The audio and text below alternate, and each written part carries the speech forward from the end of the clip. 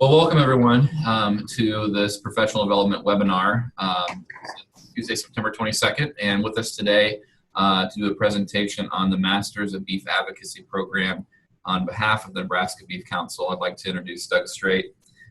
Doug serves as, what's your title, Doug? Well, I'm the Director of Industry Relations, Producer Communications, and Compliance and Check. Okay. And he's also kind of their ambassador to the educational system. We were talking earlier, Okay. Both Ag Education and Extension. And so there's a lot of different roles for that organization. But like I said, today Doug's here to talk about the Masters of Beef Advocacy program. We're fortunate because as a retired ag teacher, he has the benefit of getting where we're coming from with our students. And so I'm excited today to learn more about this program along with everyone on the call and everyone who will watch this later. So with that, it's all you. I think we can kind of come back. Last year we did pilot the program, and we had, I believe it was 5 schools that were on board with us. We had 6 or 7 lined up. Last year our biggest problem, even in the pilot program, was the new material wasn't coming out. It wasn't coming out. It wasn't coming out. They were still trying to do some updates. They try to encourage us to go back and use the older version, and I guess in some ways I wish we would have. I found I probably held some more candy than what this one does, and I'll allude to that as we get towards the end of the presentation. But it finally got underway, and I think we ended up with 5 schools, and between teachers and students, I think we had close to 30 that graduated from the program. So I think as we look at the beef industry, and this program is a great fit, as we look at the changes in industry and consumers' needs, we need to do a better job of understanding what the consumer is looking for, what they're hearing. Is it the right story? Is it not the right story? What information do we need to be sharing out there so that they are benefiting from the true stories? So, and that's what the Beef Advocacy program definitely helps provide. So I guess we'll go to the PowerPoint because that's what all good teachers do. And we'll start out with slide number. Oh, that's final touches. We're not on that yet. We'll get there. Matt's running this. I'm doing just the mouse, yeah, so. yeah. Because we'd be here for 5 hours if I was running the Mac, because I'm not a real Mac person. So. All right. Thinking about it. Here we go. Like I said, my computer's straining. Perfect. So can you guys see the slide? Can you see the slide? See a blank slide. Oh, you mean Okay. like this slide? Oh, yeah. Oh, nice. So for short, MBA program, if you will, Masters of Beef Advocacy. There's our logo right there, right in front of you. So as we answer the question, consumers love beef? What do you think, Matt? What was the question? Do consumers love beef? I love beef. Oh, yeah, they sure do. They like steaks and juicy hamburgers, right? Roast, prime rib. We've got consumers in Nebraska that love beef. 98% of our consumers in Nebraska enjoy eating beef. That's pretty high, but I'm I not think that's surprised. well, what is the population of Nebraska? 3 million? 1.8 million. Oh, That's all we've got. 1.8 million people. So close, Matt. that's not Pretty close. Now, 3 million in Iowa. I'll go with that. Okay. So anyway, so we know that, but what the consumers have, they've got questions. And that's what the Beef Advocacy program is about. What questions do our consumers have? Where does beef come from? Well, it comes from cattle. As we look at our consumers today, how many of them haven't seen cattle before? And I think if we look at our younger consumers, yeah, they might get out, but they're not running into those necessarily every day like we do as we go to work. And you do run into that even driving into work now, don't you? Mm-hmm. So you moved to Syracuse, right? right. Yeah. Is this legal to kind of go off key? I don't know any rules about that, so. Okay. Well, where does beef come from? You know, we hear about this country origin labeling and where did it stop? Where did it start? Where did it stop? Where does it come from? We've got a lot of those questions that our consumers are asking. Biggest one is it safe?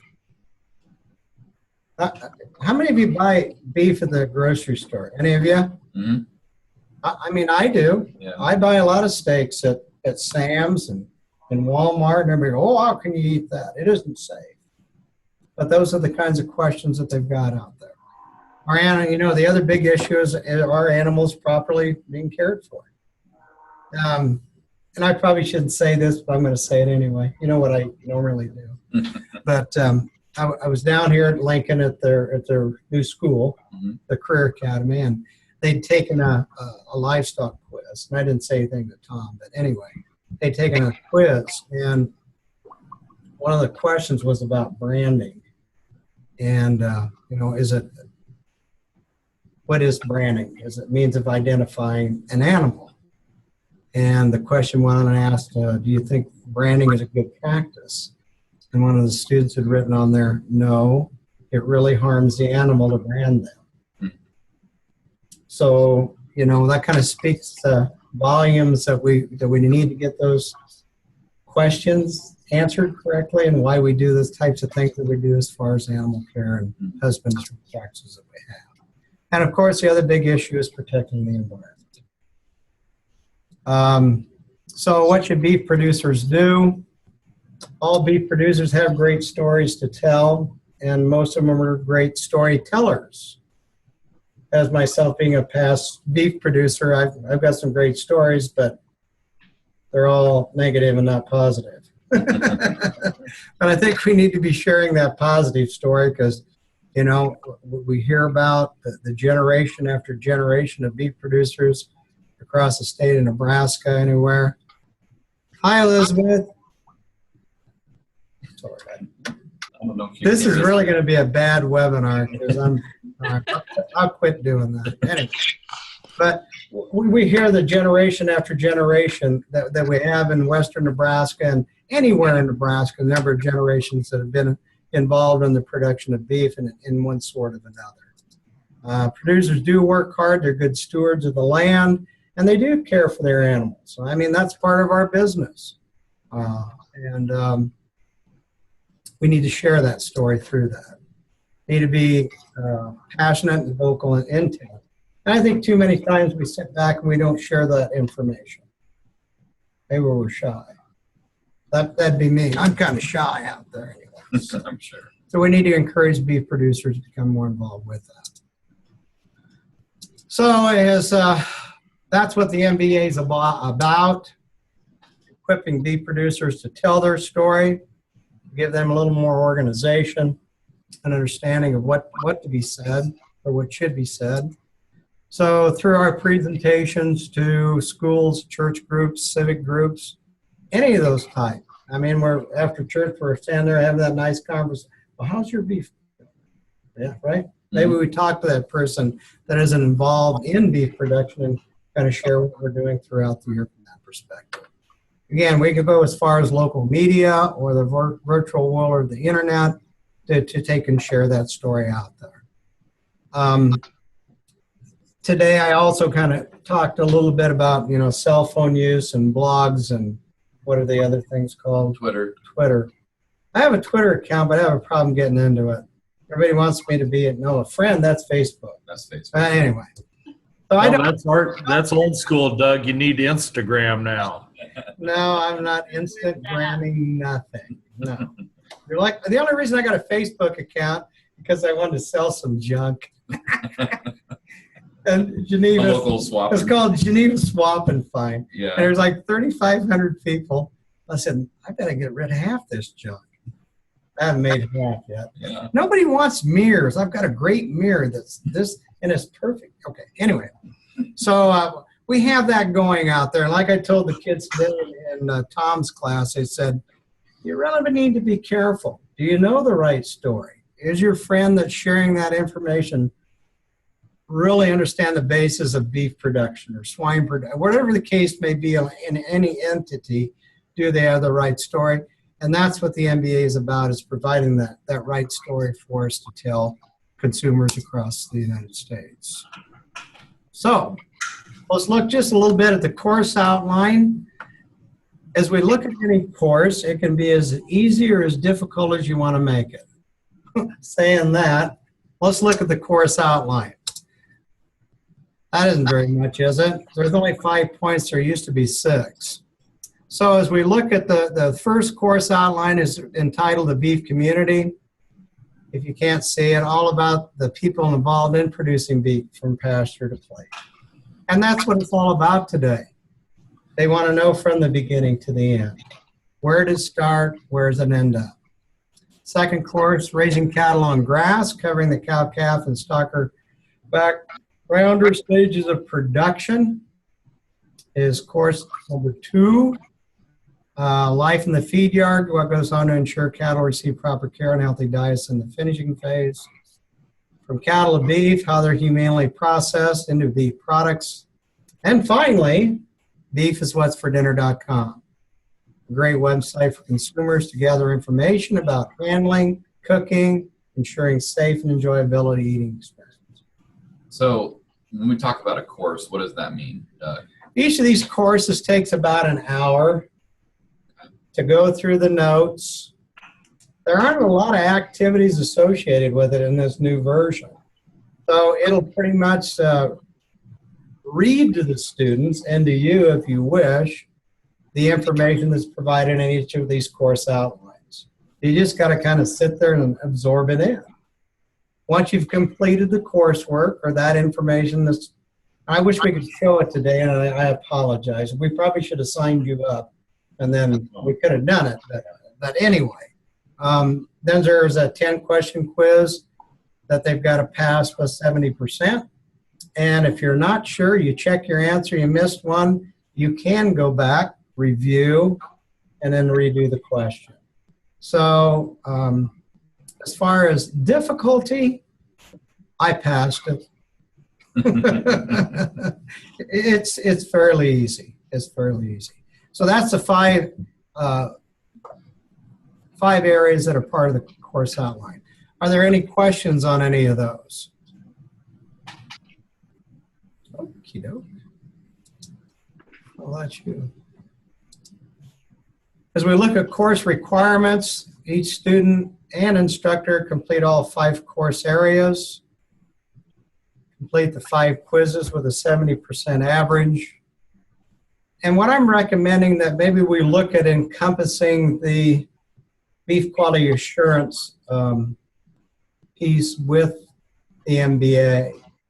According to course requirements, graduates should have completed the BQA program. And I think, Keith, we talked a little bit when I was out there about the BQA program and the opportunities that are being provided. They're Boehringer Ingelheim is a pharmaceutical company, animal pharmaceutical company, that offers BQA free of charge online. I think it's starting February 15th, and I may have to double check on that date. Okay. But I think starting February 15th, you can go online, and it's at no charge where you can get your BQA certification. Well, if you could provide us information, we can certainly send that out. Right, we'll do that. And Rob Irick is our state BQA director, works through the university. I'm trying to coordinate some things with him to maybe provide some opportunities for our chapters across the state to take advantage of our state program. I know they're looking at implementing 3 identified extension educators in the eastern part of the state will be 3, central part will be 3, and the western part will be 3 extension educators that can do training. Our big push right now, and I do sit on the BQA committee, our big push right now is to train the trainers. So we're kind of working into where we've got those trainers trained, where we can start getting out to more of those groups from that perspective. So it's optional. Again, if a student has taken it, be sure and indicate that they have in that respect. But last year we got in under the wire without it, and so they're willing to work with us. I think the national MBA folks are really excited about us coming on. And I guess that's why I've kind of moved forward with it a little bit to try to pump it up in the state a little bit to get that information out to our individuals. So how does it work?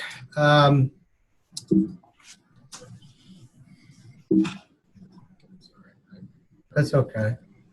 There's actually 3 ways that I'll present today how you can accomplish the MBA program. First one we'll talk about is simply a self-directed online course that the students go through. They'll actually come in and register online at this web address. And once they click that web address, let's go ahead, Matt, and show what happens. Click. So this will pop up at that web address. Just get some of the same things I guess I've been talking about here today a little bit. So once we get to the website, just simply go to fill out the application, click that. And then each student would fill out that the information. I'll talk about this information on how each of them should fill that out here in a little bit. But go ahead and go down to the bottom then, Matt.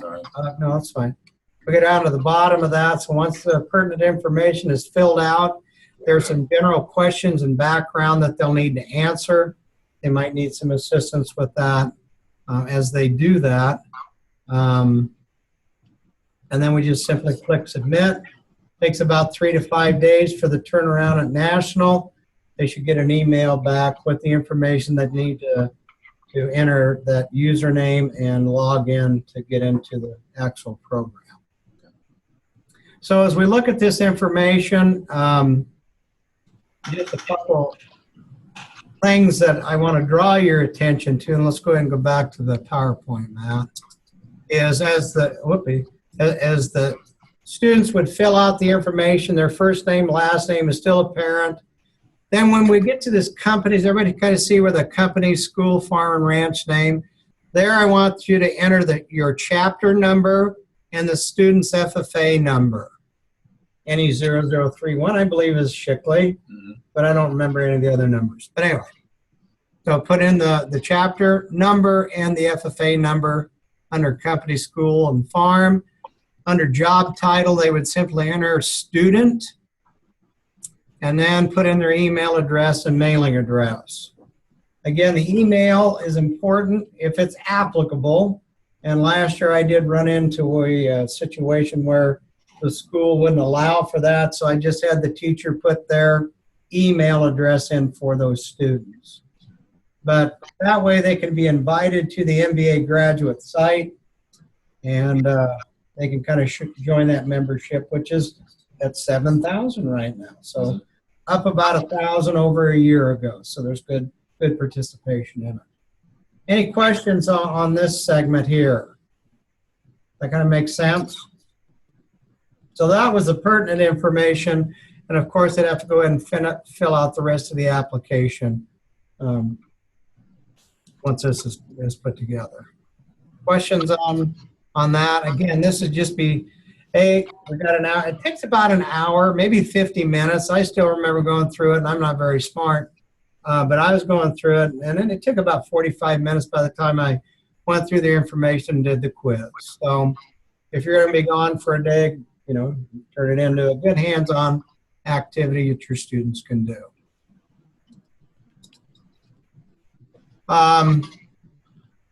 So once the students submitted their information, as I said, 3 to 5 days, they'll receive their login information.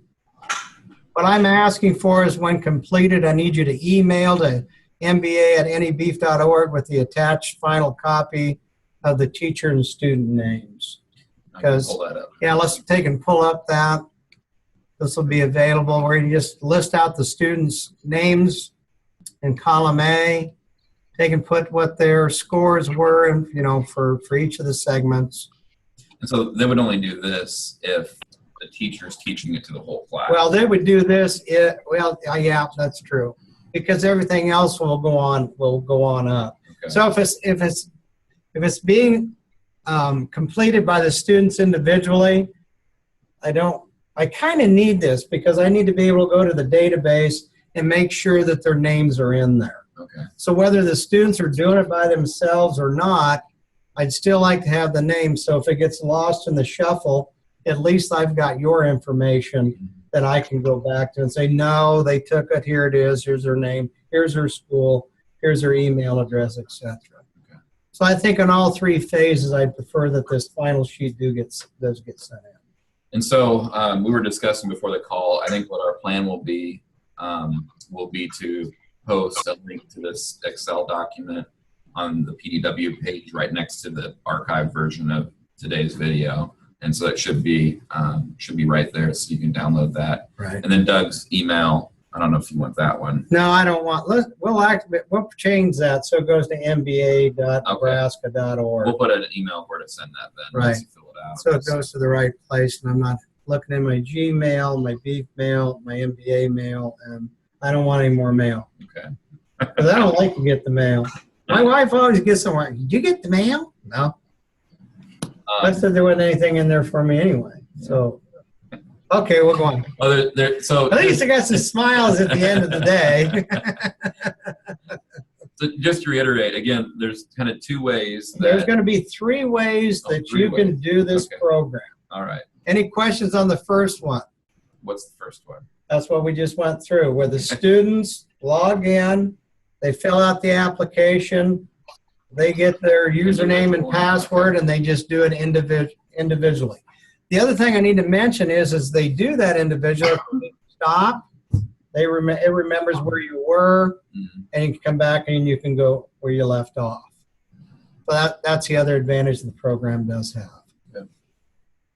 So this would be the students just do it on their own. Yes, ma'am. If we were going to do this in an independent study, do they have a certain a certain length of time that they have to complete the course in? I don't think so. So as long as they get it done, they get it done. I think it's pretty much open-ended. Yeah. Self-paced deal. Self-paced is the design on it. Like I say, normally it takes just a class period per course. So I think it should be a doable deal. But if you want to spread it throughout the year, I don't think there'll be a problem with that. And we'll look at another part of that website, and it talked about overdue, completed, not completed. We'll venture on that here in a little bit. Okay. So, any questions on this one where the students out on their own and away they go? I do have a question. Yeah. So I have students that individually signed up and they have their own login and username. Right.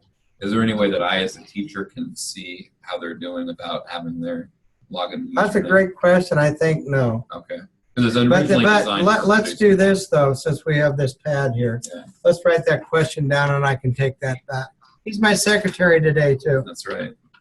From the mouse and the notepad. So, all right. So another opportunity. It's there you go. Oh, there we go. So another teaching approach, if you choose to do so, is the program can be assessed by the instructor and then accessed by the instructor and then presented through a classroom application. So in this approach, you as the teacher go register online. The kids aren't registering. You're the only one registering. Everybody follow me on that? So you'll fill out your name, first name, last name. You'll put chapter and FFA number. So like Shickley NE0031. I'm the teacher, my email address and mailing address. So you're going to fill the application out as an individual. Everybody with me? Then once you've got your username and password, then you just simply take and use the website to present the information to the kids. That sound good? That makes sense. Everybody going, yeah, good, good. So after the downside to this method is that when you've got the first, let's say the first coursework done, now it's time for the quiz. Are you with me? The kids aren't going to be able to take the quiz online. you're going to have to kind of change it up a little bit to ensure that each of them has taken the quiz and got at least a 70% on it. So can you download the quizzes as a paper copy, or how does that work? Not to my knowledge, unless we go to the DVD that has all that on. That's where that stuff is. I guess if I was going to do it and I wanted to use it as an in-class activity where I worked through it with them, then I guess take out a nice sheet of paper. We're going to do the quiz. Does that make sense? And so we put the first question up, and kind of like the good old days when you kind of wrote a quiz on the chalkboard and everybody wrote their answers on it. I mean, that's the approach I guess I would take. And if somebody's missing something, then back up, refresh it. I think the important thing here isn't necessarily did you not pass the quiz. No, we're going to help you pass the quiz so you've got the right information. So I encourage nobody to be left out because I'm not a good test taker, which I wasn't. Just maybe back up and refresh through that information that maybe one or two kids didn't quite get.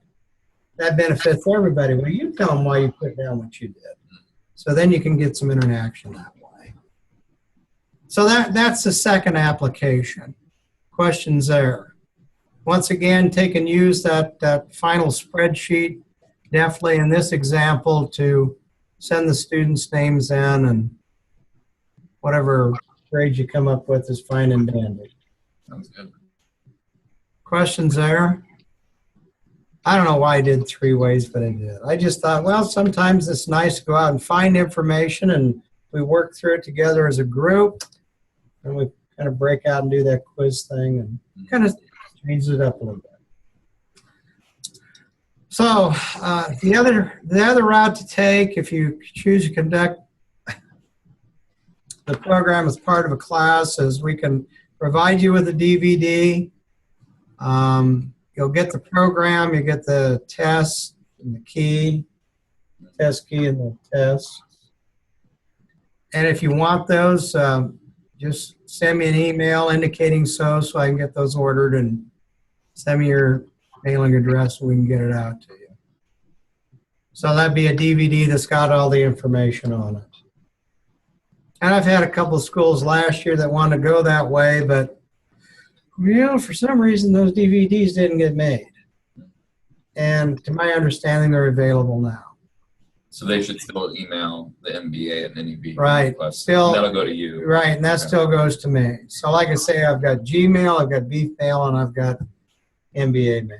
So, and I will check that as often as possible as we move through this. So I'm not going to read through all that. Oh, hold on. So, what didn't we go look at? Oh, once you get your information, let's pop out to what the website will look like once you get in there. It'll look something like this. Everybody see it?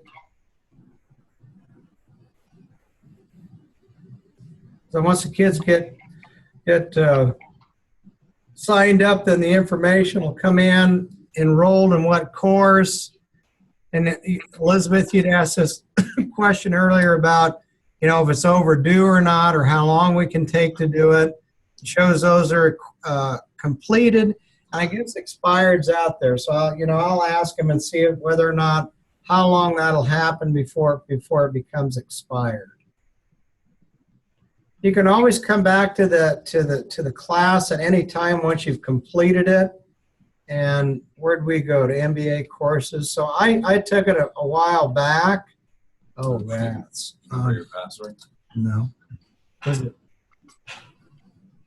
At nap.org wasn't. Oh, I know what it is. Nope. Rats. Not now. Oh, I know. Wait, let me try this one. Oh, it didn't go either. I'll go look at the cheat sheet. Here, let me stop the share first. So Stop the share. So we're not broadcasting that. Oh my. Oh no. You're going to know my web. You're going to know my login. Yeah. Oh no. It's your PIN number to your bank account, right? Sure. Why not? This is kind of fun, these webinars. I don't mind doing There them. it is. Well, that's what I'm cotton picking for. Oh, I didn't either. Okay. Okay. I didn't put Did it you in. not capitalize it? Well, and I didn't use the right other thing.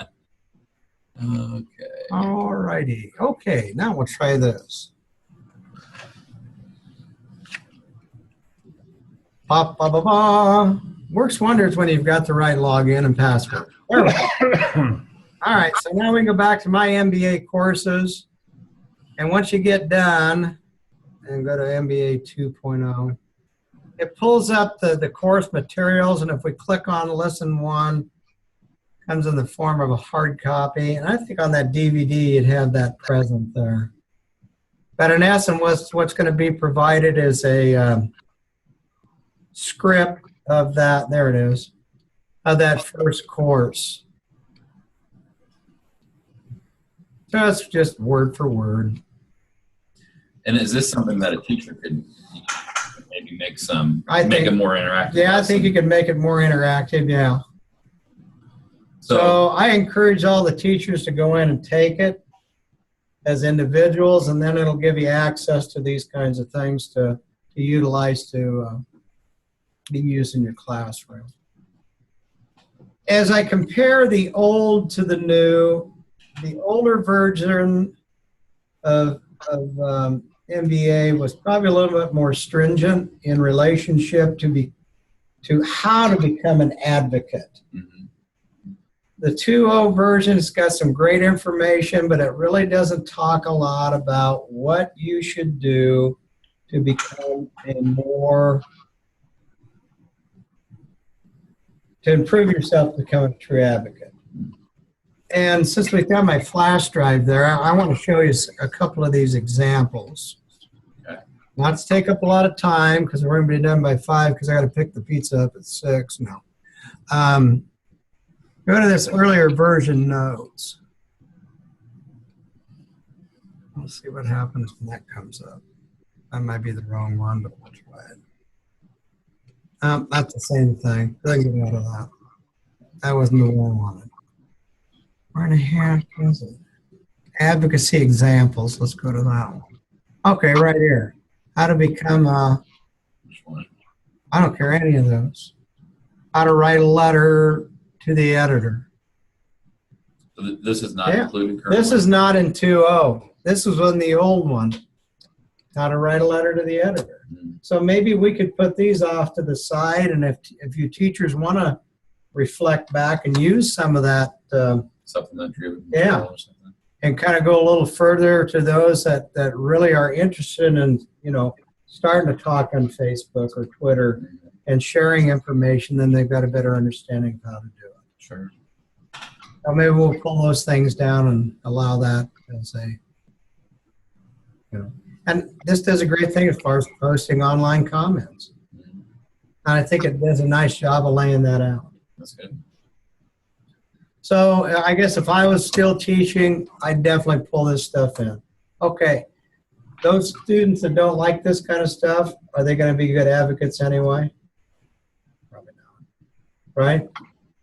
I can say that I'm not teaching anymore, but I know kids and I know me. Yeah. And I'd take this other route. So anyway, so we'll make those available too as supplemental opportunities to use in your classrooms if you choose to do so. They're not going to be mandatory. Oh, there we go. So as a review, I came back and reviewed. As we look at the MBA program, it can be self-directed online that your students can do independently. You can change it into your classroom environment where you use the online materials to teach the information, or use the DVD with the teacher's guide that's available. Again, BQA certification is a nice addition to being an MBA graduate, although it's not mandatory. I encourage you to do so to get that certification. I think that's it. Question? Oh yeah, questions. Matt, I guess this question's for you then. That's one of those certifications that the kids can put in their record books when they're done? Yes, it would qualify as that. And so in other states, they're a bit further ahead of Nebraska in terms of tracking certifications, but it's something that I think with the new authorization of Perkins that will probably be happening in the next, I don't know, in the next year or so, that's going to be an increasingly looked at statistic for our students in our ag programs. Well, it should be a feather in their cap if they're becoming involved on a more professional platform, if you will. Eventually, Nebraska wants to identify a list of here are the approved certifications. But I think regardless, we can certainly have it. Well, I would hope I would hope this would be MBA, one on the list. BQA, and PQA, and QA, and all those things should be. Yeah. Because that's what we're seeing the industry moving towards. And producers are going to have to be BQA certified to the point where you're not going to sell anything unless you are. Right. Now, grant that the Master Beef Advocacy Program is kind of limited back to beef, but I still even look at it for your other students that maybe don't have beef. It's still a good learning practical application to teach your kids, especially if you'll come back and use some of that other resources to where they can learn to write and think in a way to deliver information to somebody else from that perspective. So. And it fits that English thing too. So what are those called? State standards? Something. Oh yeah, something like that. I think there's something like that in that round. So. I guess I don't have to do those anymore. Okay. So here's another question for you, Doug. Once a student completes this, they send in their grades on that template and everything. Right. What is there anything? Do they receive anything in return, or is I'm going to try and get some certificates out to show that they have completed. I've toyed with a couple other things, but they're really not in the hopper yet. Okay. So give me a little time, and right now we'll do the teaching. Thank you. Here's your certificate. You are a graduate. Okay. Okay. Fair enough? Fair enough. I don't have money like Oklahoma's got. Any other questions? That looks like a no. Well, thanks for joining today. I appreciate it. Bethany, nice gum. Great. Spit it out. Elizabeth, thank you. Keith, good seeing you. And I think we have Doug. on Jairus. Hi, Jairus. One of our new teachers as well. So District 9 is well represented. Cool. Yeah, we're full of new teachers. Yeah. Everybody Can anyone hear me? Yes, we can hear you. Is that Jairus? Okay, thank you. Yeah, my screen isn't working. I just want to make sure. Yep. Did you have any questions, Jairus? No, I wasn't able to come in on the first part of that, but that's all right. Okay. I've been recorded for your viewing pleasure later on. okay. And we can talk about it this next week, Jairus. Okay. Sounds good. Well, if there are no more questions, I just want to thank Doug Straight for joining us today and for offering this program.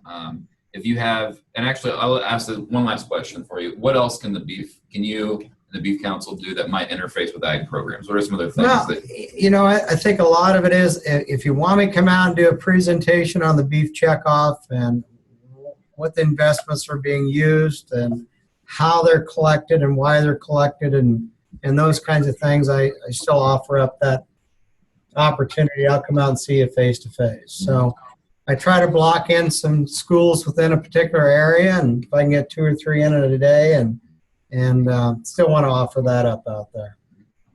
I usually bring out some meat charts. If you don't have a big meat poster, I'll bring that out with me, and a few other items that I think that you can use in the classroom. We've got that available for you as well. So. All right. What's your email address? Doug@anybeef.org. So. All right. Thanks again, Matt. Yep. Appreciate it. So, Thanks. and we'll stop recording now. So thanks, everyone.